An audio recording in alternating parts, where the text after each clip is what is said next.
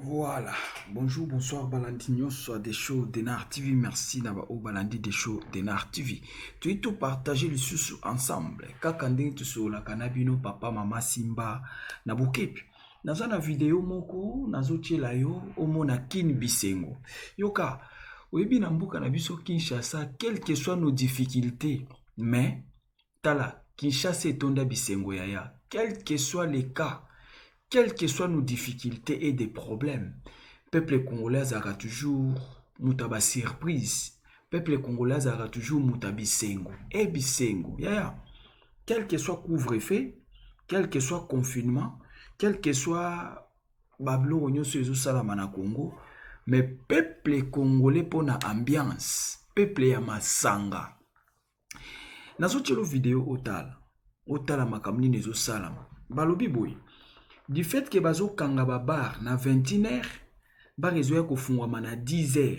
Alors, batu baza vraiment prêt, surtout prêt et prêt, ce qui kaka 10h et beti, musique et bandi, masange bandi, donc avant 21h, mutu faut déjà langwa.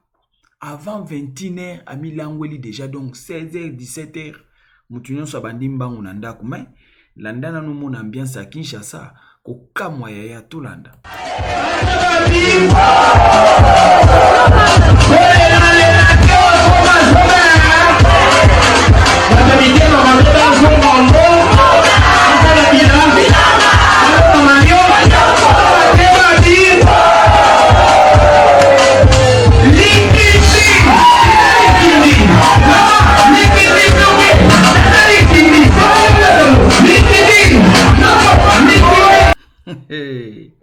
Yoka likamba mitindi tombola lokolo mitindi yaya Kinshasa mboka te yaya mboka ya ambiance mitindi yaya tombola lokolo ebi na ba danse mususu eza kuna ta na tali biloko na seki na bi oh ba danse komande boye mitindi tombola lokolo toke Tolanda.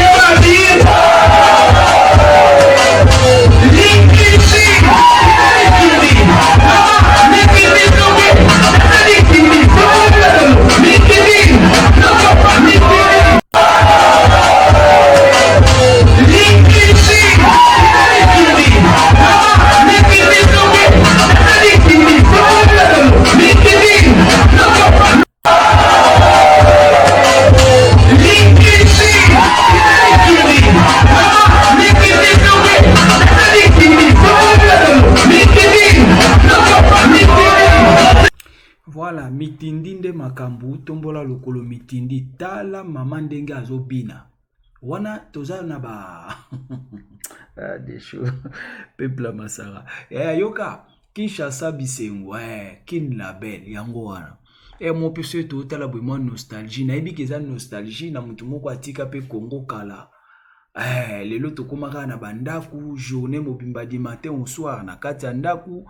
Ok musala ozongi okoti na ndako ok musala ozongi voilà batan ya ba distraction na ko sepela ezalaka susciter stress ebele yango moni na Kinshasa balobi te des shows biso awa lokwa tokoti mambo confinement na ba couvre-feu soki komi kaka 10h ba bar nyonso a Kinshasa c'est-à-dire 10h ka soki beti nkan okimba mombo kezui makelele mitindi tembola lokolo mitindi ti 18h ka okwiti mutu la mutazongi pa na bango na tongo azwa telefone abengi ndeko na ye na poto ya na obela na oyoka bien te tinda mbongo otindi mwa 50 na pokwa mitindi.